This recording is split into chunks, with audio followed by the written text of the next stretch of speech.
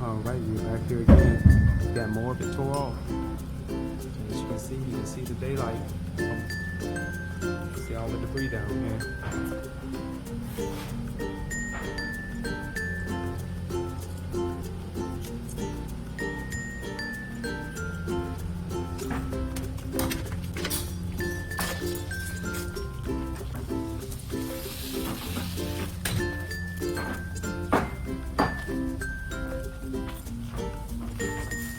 Out here framing. Found out that my supplier didn't send everything that I needed, so I had to go get two 2x8 16 feet and trying to put them in my truck for the ridge beam. So, but as y'all can see, we have all the tarps off and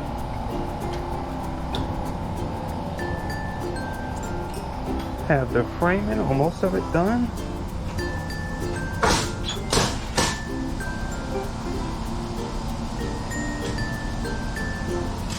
Let me do a walkthrough. Found out that these windows, they're too high. The dryer is supposed to sit in front of one, and I don't know if you all remember, but I told you I was running through some issues with my actual engineer. He's been out ill, and now I'm caught between a rock and a hard place because I need to get this re-engineered and changed so that the homeowner's dryer can fit right here in front of this window. So, because as you can see, there's not much room. There's not much room right here. If you can see right here, this is where the washer is going to be. And there's no room for the dryer right there. So therefore we need to put the dryer right here. So trying to get that taken care of. But I'm gonna just finish and do a walkthrough.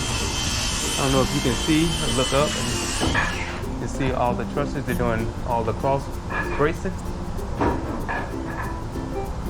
So it's starting to actually look like a structure.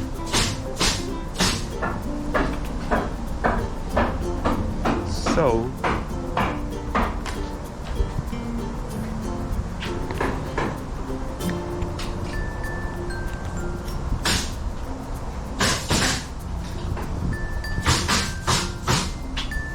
we're moving right along.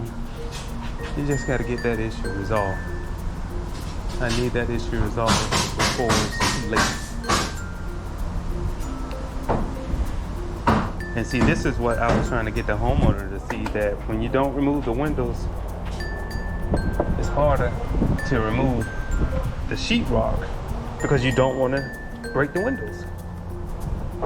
So you try to remove the sheetrock up to the window and leave the exposed, the sheetrock that's in the windows or the framing for the sheetrock, which most of that is wood there.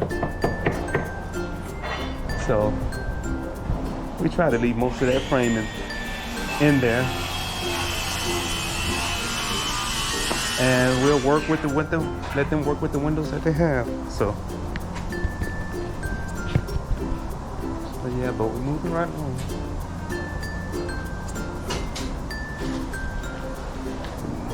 Let's walk out here and I'm gonna show you all excuse me, show you all where we have to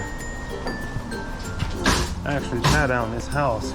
We're doing threaded rod system, which the threaded rods I think is every 48 inches. So the way it stands right now, we have a total of 9. So because I know there's one on each side of this window here, and then we actually have the tie downs, one in that corner. We have a tie down, one in that corner, one in that corner. And I'll show you all that later. And one's gonna go over there. And then we have, because we have a total of 6. And we have one in that corner, one in that corner, and one over there. And we have the actual threaded rods that are gonna actually go up through the top plate. and bolted down.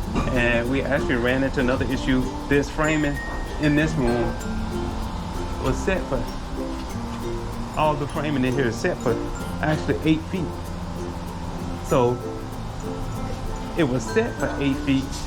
So we bought, the framing we bought was at 8 feet. But then come to find out that the actual truss up here was set for maybe almost about another 1.25 inches too high. So we had to go ahead and put another top plate up there just to get the truss to lay flat.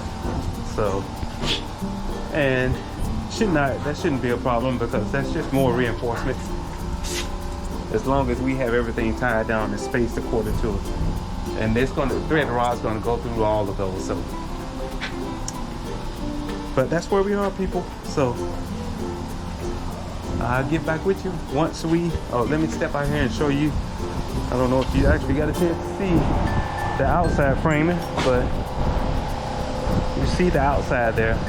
They've already put up all of the sheathing. So we're gonna have homeowner's gonna have a lot of backfill dirt. We're going to level and do something with it so that it's not running water into the actual structure. But it's gonna have to get rid of some of it. But well, this is where we are, everyone. So we're ready to move on. And oh yeah, and they did put up, I had to buy more softening fascia and drip edge, because my supplier did not send enough for the drip edge.